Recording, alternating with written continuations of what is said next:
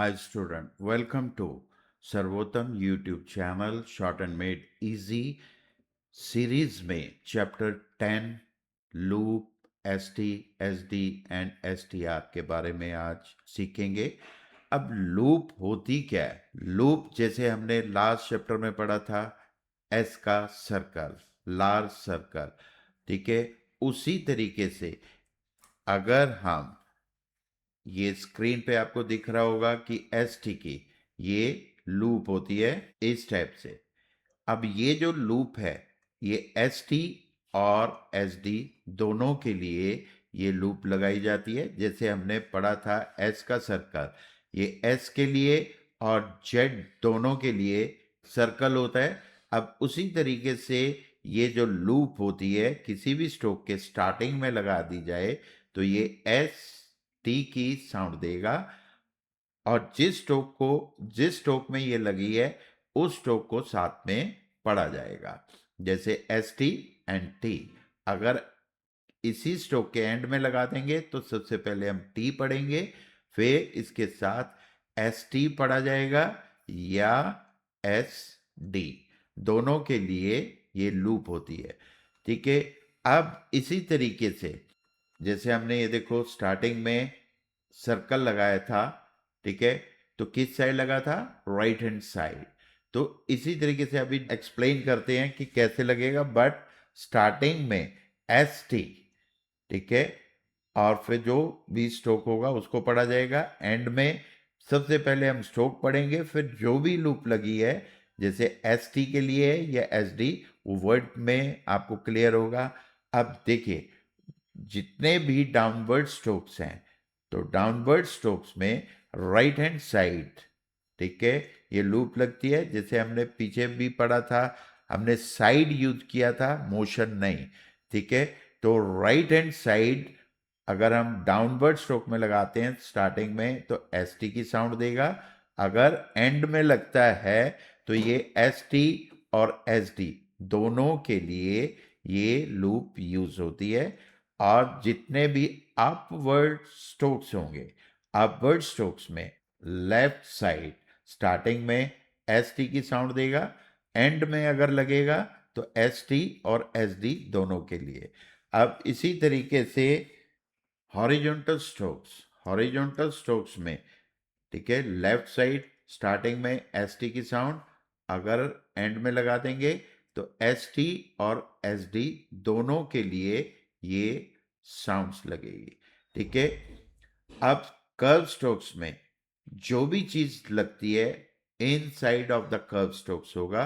Starting में only S T की sound, और अगर एंड में लगा देंगे तो एस टी और एस डी दोनों के लिए ये लूप लगती है। और ये याद रखना कर्व स्ट्रोक्स में जो भी चीज लगती है inside of the curve, right और लेफ्ट नहीं बोलेंगे, जो भी चीज लगेगी इन साइड, अंदर की तरफ। ठीक है। तो ये तो आपको पता चल गया कि लूप की पोजीशंस क्या है, कैसे हम लोग लूप लगाएंगे।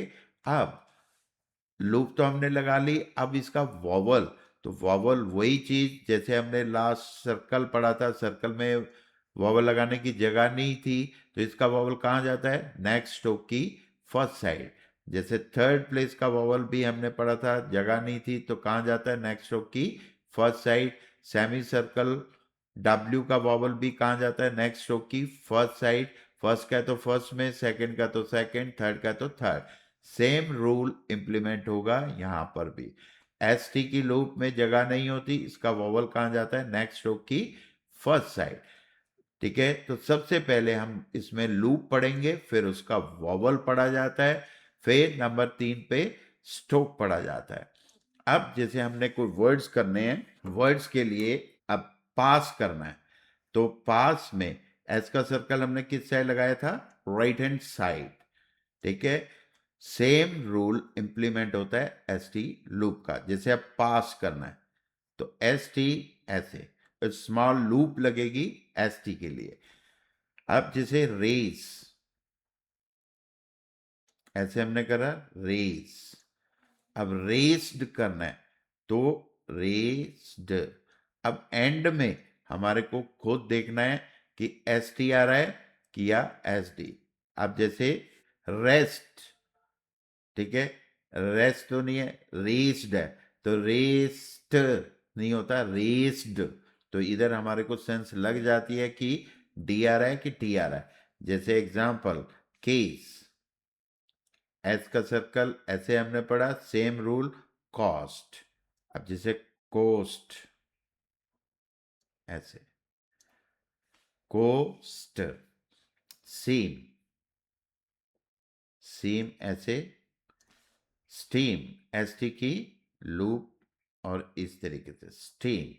अब ये कई बार हमारे को डाउट होता है कि ये जो वॉवल है किधर लगाएं, तो बस माइंड में रखना, एस टी का वॉवल है, किस में लगेगा, एम की फर्स्ट साइड। जैसे मैंने अभी ऊपर बताया कि फर्स्ट साइड देखना है, एम के ऊपर वाली साइड फर्स्ट होती है, तो इधर ट्रांसफर हो जाता है वॉवल।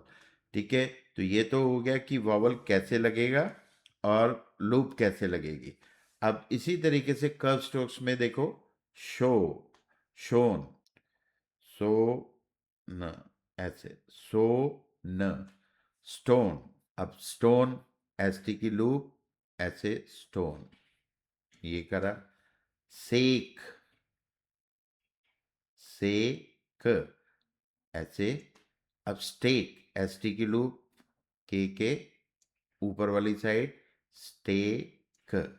मिस, एम में एस का सर्कल इनसाइड, वैसे ही मिस्ट, एस टी की लूप भी इनसाइड, मिस्ट।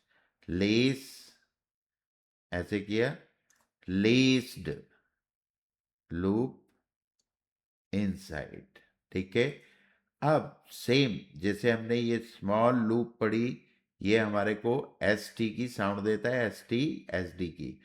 अगर इसी साइज को हम बड़ा करते हैं, ठीक है, इस लूप को, तो ये हमारे को एस टी आर के लिए ये लूप लगेगी। अब जैसे सेम वही प्रोसेस रहेगा, एस का सर्कल हमने किस साइड लगाया था, राइट, पास, पास करना है, एस टी की लूप इस तरीके से होगी। अब पॉस्टर, इस तरीके से बड़ी लूप लगा दी। ठीक है, ये क्या रखना है, इस तरीके से सर्कल ना बन जाए, लूप। ठीक है, लूप की शेप इस तरीके से आपने बनानी। अब जैसे फेस करना है,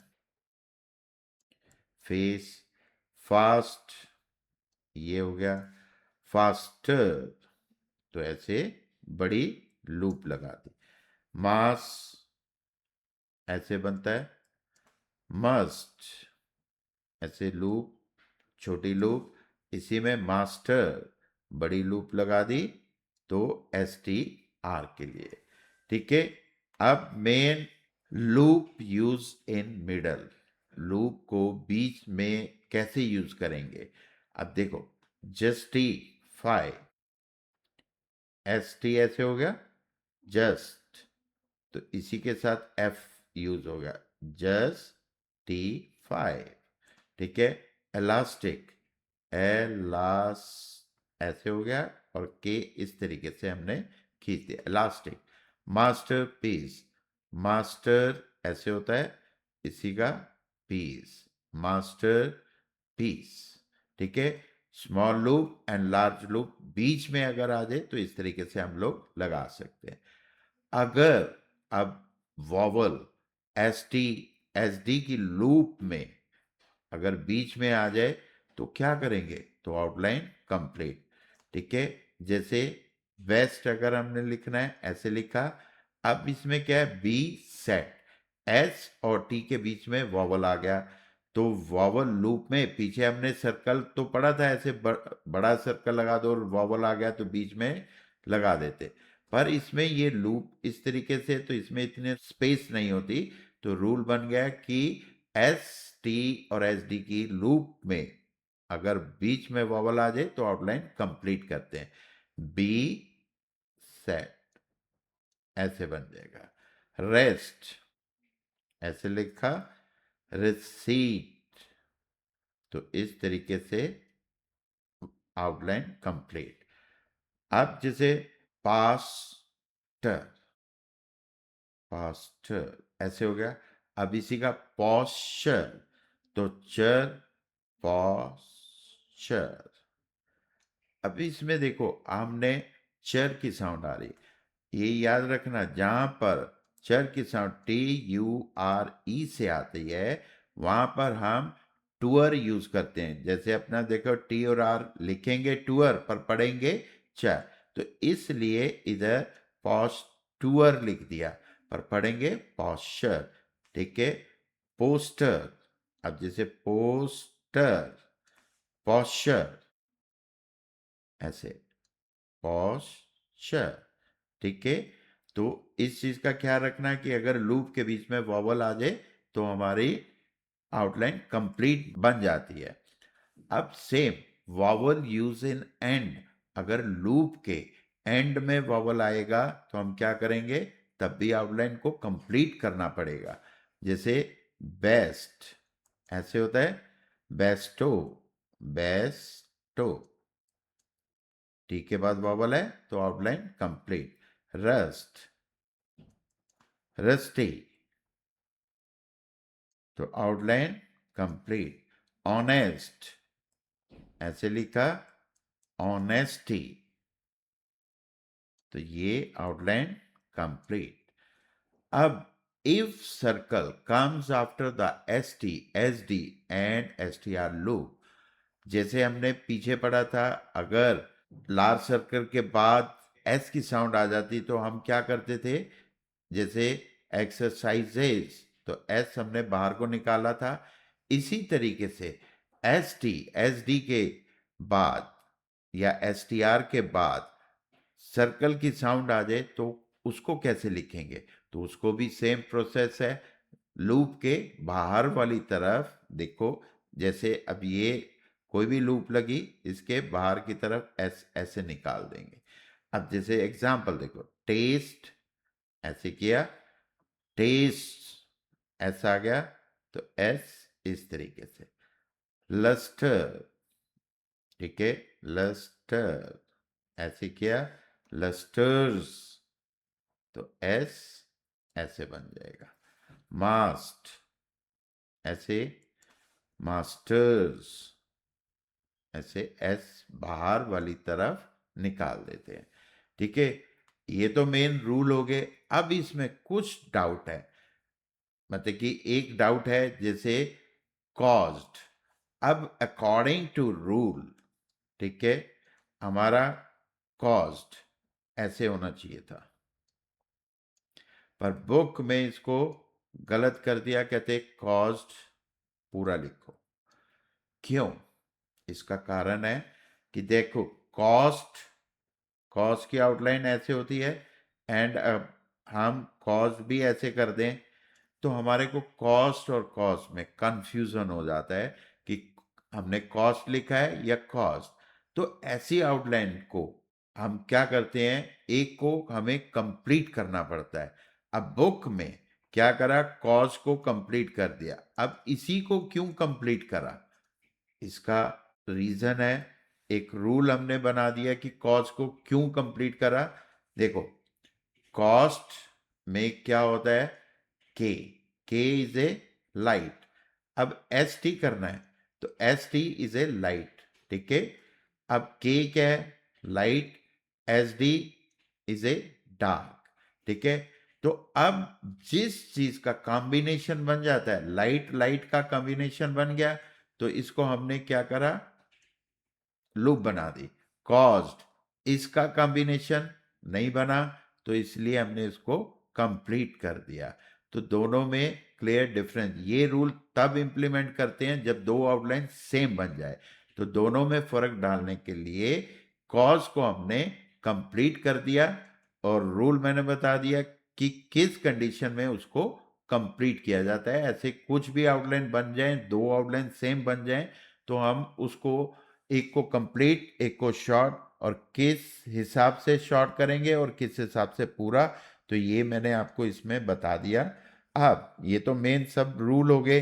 अब रूल के बाद आपने सबसे पहले एग्जाम्पल करने हैं। एग्जाम्पल जब प्रैक्टिस हो जाए उसके बाद एक्सरसाइज 35 एंड 36 को करिए।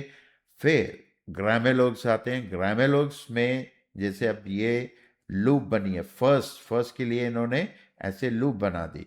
तो इसको लाइट डार्क कुछ भी कर सकते हो।